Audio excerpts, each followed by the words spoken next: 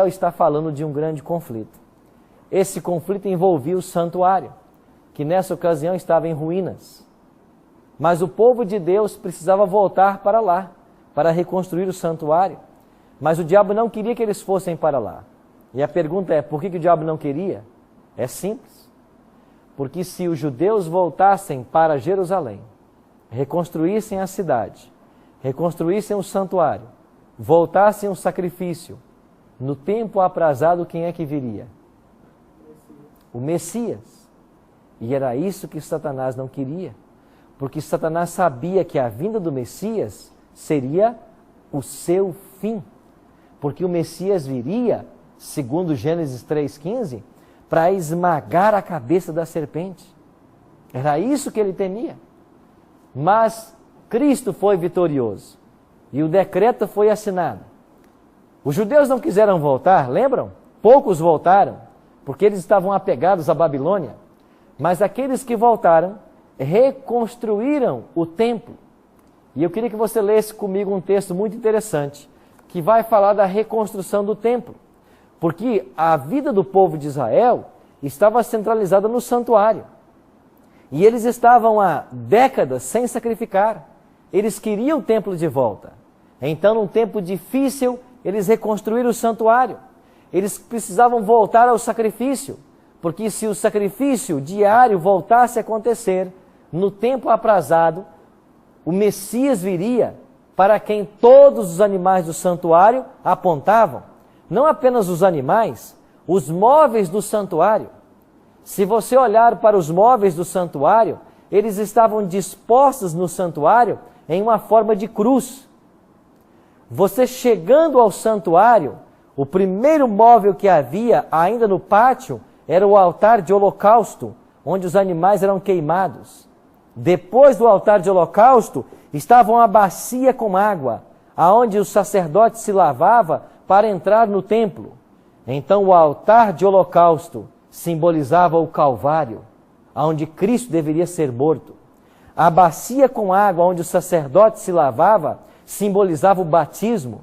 Cristo seria batizado e nós somos batizados para perdão dos pecados e purificação. Depois, nessa mesma linha reta, estava dentro do santuário, no lugar santo, o altar de incenso.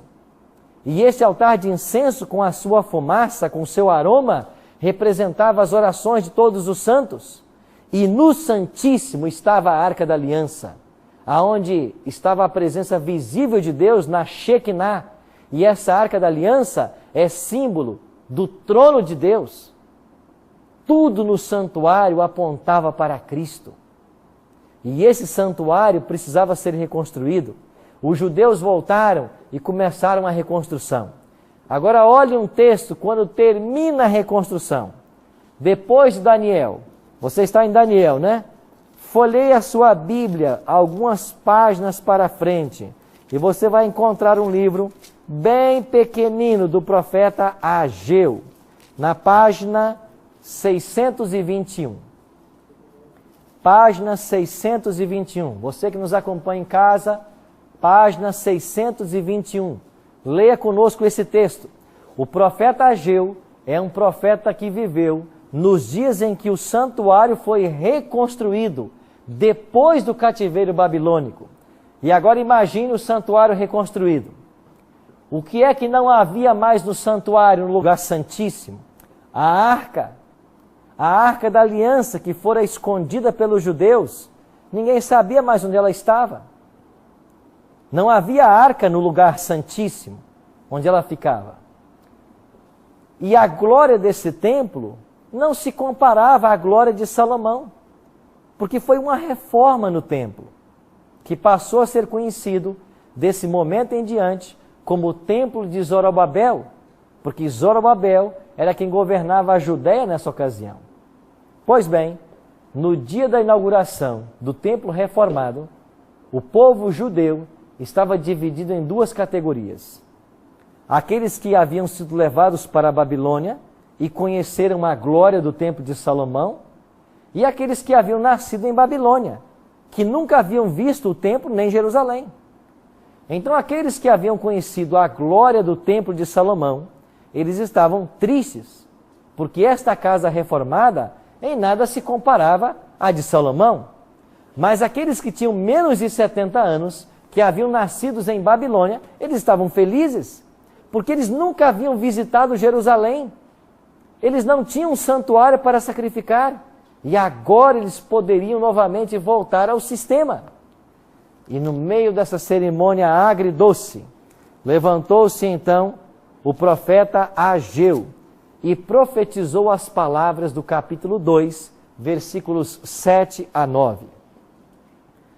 Farei abalar todas as nações, e as coisas preciosas de todas as nações virão, e encherei de glória esta casa, diz o Senhor dos Exércitos. Minha é a prata e meu é o ouro, diz o Senhor dos Exércitos. A glória desta última casa será maior do que a primeira, diz o Senhor dos Exércitos. E neste lugar darei a paz, diz o Senhor dos Exércitos. Algumas versões bíblicas, não esta que nós estamos usando, em Ageu 2, verso 7, diz assim: farei abalar todas as nações, e virá o desejado de todas as nações. A glória desta última casa será maior do que a primeira, porque nela vai pisar o desejado de todas as nações. O que Ageu profetizou? Esse templo que nós estamos reinaugurando, o próprio Cristo vai pisar nele. Passaram-se 5 séculos, ou quase isso. E em Mateus 24, quando Jesus entra no templo, cumpre-se a profecia de Ageu. Agora vá para Gálatas, finalzinho do Novo Testamento. Gálatas 4, verso 4. Olha o que o apóstolo Paulo escreveu aos membros da igreja na Galácia. Carta de Paulo aos Gálatas, capítulo 4, verso 4. Página 156 do Novo Testamento. Bem no finalzinho da Bíblia. Página 156. Paulo escreveu assim. Gálatas 4, 4. Vindo, porém, a plenitude do tempo, Deus enviou seu Filho, nascido de mulher, nascido sob a lei. Na plenitude dos tempos, como cumprimento de todas as profecias do Antigo Testamento, quem é que Deus enviou? Seu próprio Filho. Então, a briga de Satanás em Daniel 10 é para que os judeus não voltassem para Jerusalém, porque ele sabia que se isso acontecesse, o templo seria reconstruído, o sacrifício voltaria e no momento aprazado, o Messias viria. E a profecia que Ageu faz não é da reconstrução do santuário, porque ele já estava reconstruído. A profecia que é feita ali tem a ver com a vinda do Messias. E se o povo iria ficar escravo 70 anos, e 70 anos sem santuário, e se o santuário só foi destruído em 586, então esta reinauguração, ela teve lugar no ano 516 a.C. Então as palavras de Ageu estão sendo pronunciadas no ano 516 a.C. Ou seja, mais de 500 anos antes de Cristo vir, o profeta já estava dizendo que ele pisaria naquela casa. E foi de fato isso que aconteceu. Amigos, o que isso ensina para mim e para você hoje? Deus se preocupa com o seu povo, com os mínimos detalhes. Nós não precisamos temer a nada. O povo foi para cativeiro, mas Deus disse, vocês vão ficar só 70 anos. Vocês vão voltar depois de 70 anos. Eu vou levantar um libertador chamado Ciro. Ele vai secar os rios. E quando Satanás se interpôs para atrapalhar os planos de Deus, o próprio Cristo veio do céu. Isso vai se repetir na nossa história. Porque Daniel 12 fala de um tempo de angústia, qual nunca houve desde que a nação sobre a terra. E quando nós estudarmos sobre esse período, sobre esse capítulo, Daniel 12, vocês vão perceber que o Miguel, o grande príncipe, vai se manifestar em nossos dias em favor do seu povo. Esse é o Deus que cuida. Esse Deus, nesse exato momento, está lá no santuário. E nós podemos, não existe mais um santuário terrestre, porque este foi destruído no ano 70. Talvez você já se perguntou assim, e nós cristãos do Novo Testamento, não temos um santuário como tiveram os israelitas, para ir até um local físico sacrificar, um centro de adoração? O plano de Deus para nós hoje é muito melhor. Olha o que o apóstolo Paulo escreveu em 1 Coríntios, no capítulo 3, verso 16.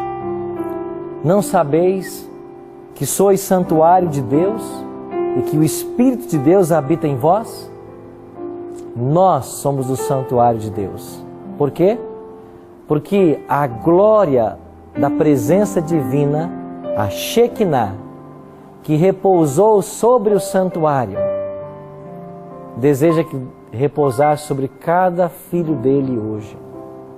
Se eu sou um santuário para Deus, o brilho da glória de Deus deve estar sobre a minha vida. É isso que Paulo está dizendo para nós. Nós somos santuário. E Deus deseja morar em cada um de nós. Para que isso aconteça, o que nós precisamos fazer? Apocalipse 3:20, Jesus diz, eis que eu estou à porta e bato. Se alguém abrir a porta, eu entrarei em sua casa, cearei com ele e ele comigo. Jesus nunca força a entrada. Quem força a entrada é o ladrão. Jesus não força. Jesus apela. Jesus pede. E Ele está pedindo você agora para abrir essa porta. Uma porta que só tem a maçaneta pelo lado de dentro. Só você pode abrir. Se você não deixar, Jesus nunca vai forçar. Ele é um Deus de amor. E existe uma lei no céu que você tem que aprender. Só o amor desperta o amor. Quando contemplamos o que Jesus fez por nós na cruz do Calvário, o grande sacrifício que Deus fez em enviar seu Filho, só uma resposta deve sair de nós: entrega. Faça isso agora.